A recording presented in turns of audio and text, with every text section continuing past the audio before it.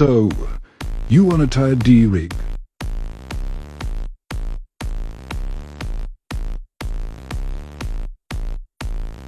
Fold the material over and back in itself. Then whip it round the shank a few times.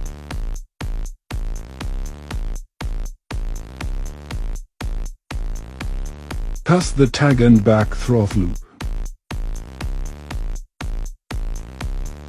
Pull it together nice and tight. Snip off the tag end.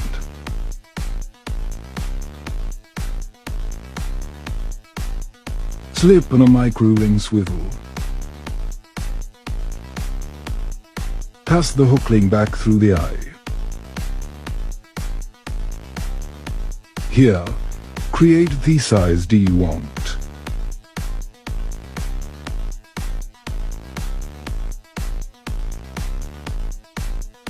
Then whip it back over the shank and throw eye.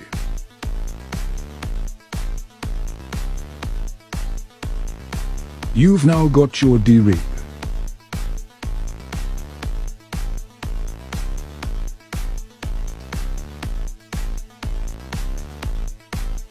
Pass some floss through the ring and mount the bite of your choice. Snip off and blob with a lighter.